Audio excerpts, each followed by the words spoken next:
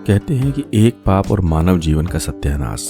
क्या अब मृत्यु के उपरांत हमें पुनः मानव जीवन मिलेगा, या यूं कहूं कि कोई जन्म मिलेगा? ऐसा लगता होता दिखाई नहीं पड़ता, क्योंकि यही हमें समझाया, बताया अथवा दिखाया गया है। क्या लगता है आपको कि बुरे अथवा नीच कर्मों को करने के बाद भी मनुष्य का अगला जन्म प्राप्त किया जा सकता है? हाँ, एक युक्ति है कि अगर हम 84 लाख योनियों को भोग कर पुनः सैकड़ों, हजारों और लाखों वर्षों का इंतजार करने के बाद मानव देह को प्राप्त कर पाएं। क्या कहा आपने? मुश्किल और कठिन लगता है, और वो भी इसलिए क्योंकि कल ही आपने 5 मच्छर और 1 कॉकरोच को निपटाया था, और जो दिन भर में हम दर्जनों झूठ बोलते हैं वो अभी अलग हैं। पर क्या वास्तव में इन सब का हमारे पूर्ण जन्म अथवा 84 लाख योनियों से कोई संबंध है, अथवा हम झूठी और अधूरी जानकारी के डर पर इस जीवन को जी रहे हैं? तो साथियों, इन्हीं बातों पर प्रकाश डालने हेतु आज मैं आपको 84 लाख योनियों का सच और ढेरों ऐसी बातें बताने वाला हूं जो आपको बहुत पसंद आएंगी। यकीन मानिए, आज का ये वीडियो आपको निराश नहीं करेगा, बशर्त कि आप वीडियो में अंत तक बने रहें और इसे दिल लगाकर देखें। और गलती से अगर आपको ये विषय बोरिंग लगता है या अथवा नीरस लगता है तो मैं कहूंगा कि आप वीडियो को बंद कर दें और जो चाहे अपना मनचाहा काम करें।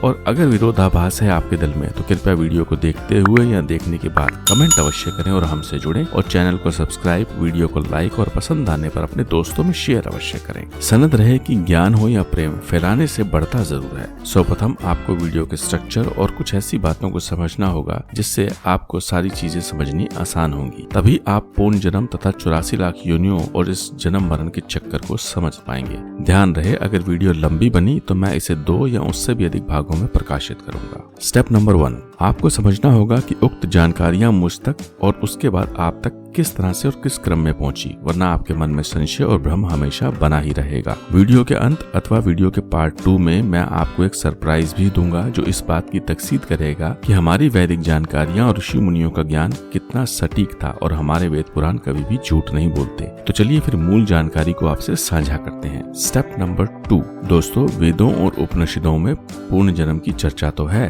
परंतु वहाँ 84 लाख योनियों का कोई भी स्पष्ट जिक्र दिखाई नहीं पड़ता। अर्थात ये स्पष्ट रूप से वहाँ कहीं भी वर्णित नहीं है कि मनुष्य 84 लाख योनियों को भोग कर ही पुनः मानव जीवन को प्राप्त कर सकता है। इस विषय की चर्चा अथवा कुछ संबंधित श्लोक हमें गरुड़ पुराण, स्कंद पुराण और पद्म पुराण इत्यादि में मिलते हैं। चूंकि एक साधारण मनुष्य के लिए वेद और उपनिषदों को पढ़ना थोड़ा कठिन और जटिल हो सकता था, यही सोचकर पुराणों की रचना हुई जो पढ़ने में सरल और वेदों का सार माने जाते हैं। उपनिषदों में अनेकों ऐसी बातें हैं जो पुण्य जन्म और 84 लाख योनियों की ओर संकेत करती हैं, जिसमें है एक विशेष छांद योग उपनिषद, जिसके 5वें अध्याय के 10वें भाग को देखने पर आपको वहाँ पर इस बात का विस्तृत विवरण मिलता है कि कैसे आत्मा शरीर को त्यागती है, अर्थात मृत्यु के उपरांत कैसे आत्मा शरीर से अलग होकर एक नया रूप धारण करती है। इसके अलावा वह कहां से निकलकर किस मार्ग को पकड़ती है और कहां को जाती है, तथा इस सफर में वो रुक कर अपना समय कहां व्यतीत करती है, तथा पुनः वापस आने पर वो कैसे एक नए शरीर को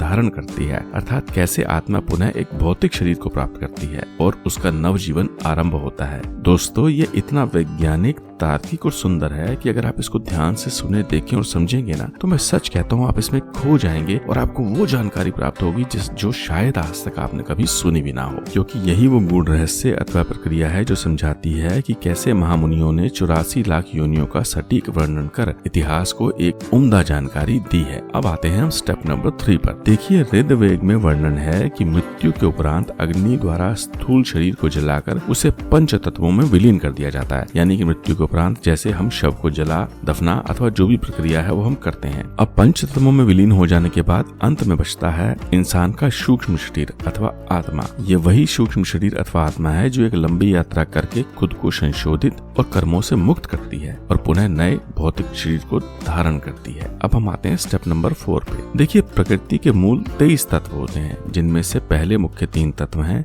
बुद्धि, मन और अहंकार। इन्हीं 3 तत्वों को अंतःकरण भी कहा जाता है। अक्सर आपने फिल्मों में सुना होगा कि आपने ये फैसला कैसे लिया, शुद्ध अंतःकरण से।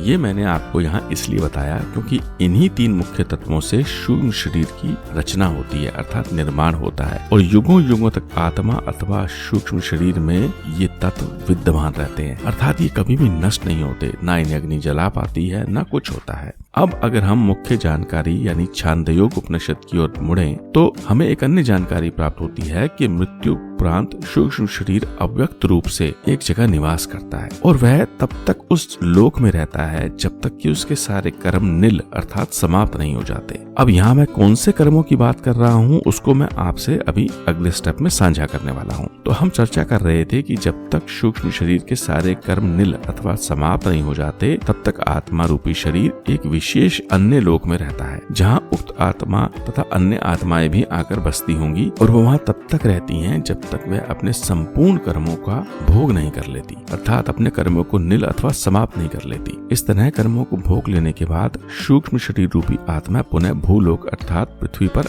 आ जाती है और वो यहाँ इसलिए आती है ताकि वह व्यक्त रूप में खुद को प्रकाशित कर भौतिक स्वरूप को धारण कर सके। साथियों, आगे की जानकारी और तथ्य अधिक रोचक और आपको चौंकाने वाले हैं, इसलिए कृपया अधिक ध्यानपूर्वक आगे की वीडियो को देखें। देखिए, उक्त लोक से आकर आत्मा सबसे पहले आकाश में आती है। आकाश में आने के बाद वह वायु तत्व को वहाँ पर ग्रहण करती है। वायु में व्याप्त हो जाने के बाद फिर वो पृथ्वी पर जल तत्व को ग्रहण करती है। वायु और जल को ग्रहण कर लेने के बाद वह बादलों में परिवर्तित हो जाती है, अथवा सरल भाषा में कहूँ तो वो बादल बन जाती है। संभव है आपने भी स्कूल में वायु, जल और ताप के संयोग से बादलों के निर्माण अथवा वाष्पीकरण की प्रक्रिया को अवश्य पढ़ा, देखा अथवा सुना होगा। यहाँ एक प्रश्न बहुत ही संशय खड़ा करता है कि जब विशेष लोक में आत्मा ने अपने कर्मों को नील अर्थात समाप्त कर लिया था तो फिर उसे मोक्ष अथवा परम धाम की प्राप्ति क्यों नहीं हुई, अर्थात उसे भूलोक पर क्यों आना पड़ा, उसे ऐसी क्या आवश्यकता आन पड़ी, जिसकी जानकारी आपको मिलेगी स्टेप नंबर 5 में, और जो कहता है कि छांदयोग उपनिषद दर्शाता है कि कर्म मुख्य 3 प्रकार के होते हैं, ईष्ट, पूर्त और दत्त। यहाँ ईष्ट कर्म वह कर्म है जिन्हें वैदिक कर्म भी कहा जाता है, जो कर्म कांड, पूजा पाठ और धार्मिक कार्यों से व्यक्ति प्राप्त करता है। पूर्त कर्म वह कर्म होते हैं जिन्हें व्यक्ति समाज के कल्याण के लिए करता है, अर्थात जीते जी जब वह दान पुण्य करता है, धर्मशाला, हॉस्पिटल और विभिन्न जनहितकारी कार्यों में अपना सहयोग देता है। अंत में आता है दत्त कर्म। यह कर्म हमें प्रकृति द्वारा प्राप्त होता है, जिसमें आते हैं हमारे रिश्ते, नाते और वो सभी सामाजिक दायित्व का हम निर्वहन करते हैं। उदाहरण के लिए, कहीं हम पिता बनते हैं तो कहीं हम पुत्र बनते हैं, कहीं हम डॉक्टर बनते हैं तो कहीं हम सैनिक बनते हैं। यही वजह है कि सैनिक अथवा फौजी द्वारा अपने दुश्मन को मार दिए जाने पर अर्थात उसका शमन कर देने पर एक सैनिक को पाप नहीं लगता, क्योंकि वह अपना सिर्फ कर्म कर रहा है और जो उसने अपने देश, धर्म और समाज को बचाने के लिए किया था। ठीक इसी तरह महाभारत में अर्जुन ने युद्ध किया था और भगवान श्री कृष्ण ने कुछ ऐसा ही उपदेश उस समय अर्जुन को भी दिया था कि हे अर्जुन, तू अपना कर्म कर और फल की इच्छा मत कर। तो अब सच्चाई ये है कि यही वो तीनों कर्म है जिन्हें सूक्ष्म शरीर विशेष लोक में रहते हुए यानी उनका भोग करके उन्हें समाप्त कर लेती है। परंतु उन संचित कर्मों का क्या होगा जिन्हें आत्मा ने जन्म जन्मांतर से संजो कर रखा हुआ था, यानी जो पहले से ही हमारे जन्मों में जुड़े हुए हैं। तो इस तरह ये वही संचित कर्म है जो सूक्ष्म शरीर के साथ धरती पर वापस आ जाते हैं तथा इन्हीं बचे हुए कर्मों के हिसाब से अथवा गणना से आत्मा को अगला जन्म अथवा शरीर को अगली योनि प्राप्त होती है। देखिए, आप भ्रमित ना हो ज्यादा, इसलिए मैं बात को थोड़ा और सरल बनाए देता हूँ, जिसके लिए हम फॉलो करते हैं स्टेप नंबर 6 को। ध्यान रहे, उक्त 3 कर्म अर्थात ईष्ट, पूर्त और दत्त, इनके आधार पर आत्मा को वास्तव में अगला जन्म नहीं मिलता, जो मैंने आपको पहले ही बताया, क्योंकि इन कर्मों को आत्मा उक्त लोक में भोग लेती है। क्योंकि सुख कर्मों का भोग करने के लिए आत्मा को विशेष रूप में अव्यक्त रूप से रहना पड़ता है। लेकिन अगर व्यक्ति को या आत्मा को दर्द, कष्ट और पीड़ा भोगनी है तो फिर उसे भौतिक शरीर की आवश्यकता होगी। संभव है आप प्रश्न करें कि वह ऐसे कौन से कर्म बचे होंगे जिसकी वजह से सूक्ष्म शरीर को भौतिक शरीर अथवा अमुख योनि की प्राप्ति होती है। आप चाहें तो इसे उदाहरणार्थ इस वीडियो क्लिप को देखकर समझ सकते हैं कि देखिए, उक्त माँ ने बच्चों को जन्म दिया। अब जाहिर सी बात है, जैसे ही बच्चे जन्मे होंगे और विशेष तौर पर अगर वह पशु हैं तो माँ ने उनको कोई ट्रेनिंग नहीं दी है।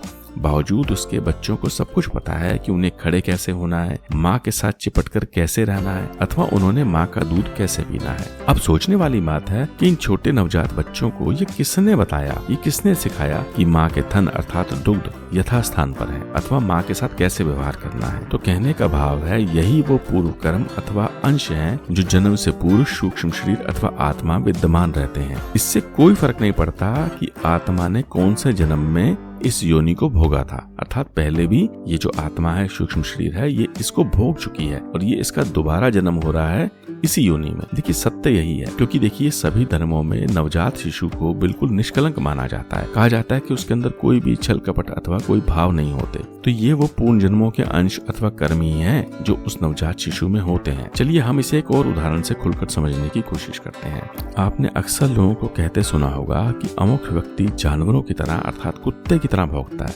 यानी कि वो लोगों पर चिल्लाता है। या फिर एक दूसरा व्यक्ति एकदम गाय के समान शांत है, अथवा तीसरा व्यक्ति ऐसा है जो दिन भर बंदरों की तरह यहाँ से वहाँ और वहाँ से यहाँ कूदता ही रहता है। तो आपको इन बातों को समझना होगा कि यही वो कर्म, दोष अथवा गुण है जिसे व्यक्ति अपने वर्तमान जन्म में लेकर उजागर कर रहा है। और प्रश्न है कि उसके अंदर ये गुण कैसे आए। कम शब्दों में कहूँ तो ये आत्मा के वो संचित कर्म हैं जिसे आत्मा ने हजारों सहस्त्रों जन्मों से संजो कर रखा था, जो जन्म दर जन्म आगे कैरी फॉरवर्ड हो रहे हैं। साथियों, मुझे उम्मीद है कि आप वीडियो को एंजॉय कर रहे होंगे और आपको बातें समझ आ रही होंगी। आप ये भी जानना चाहते होंगे कि आखिर कैसे एक आत्मा अपना अगला जन्म प्राप्त करती है। साथ ही विशेष लोक में से निकलने के बाद आत्मा आकाश, वायु, जल और बादल बनने के बाद अगले शरीर में कैसे प्रवेश करती है। तो इन सभी बातों का उत्तर और जानकारी आपको वीडियो के भाग 2 में उपलब्ध होगी, जो मैं जल्द ही प्रकाशित करने वाला हूँ। वीडियो अथवा समझाई गई जानकारियों को लेकर अगर आपके मन में कोई प्रश्न अथवा संशय हो तो कृपया उसे बेहिचक होकर कमेंट में साझा करें, तथा जो भी आपके मन में बात है वो मुझसे पूछें। तो बस मैं अब आपसे अगली वीडियो में मिलूंगा और तब तक के लिए आपसे विदा लेते हुए एक ही बात कहूंगा कि जय श्री राम, जय श्री कृष्ण और जय हिंद।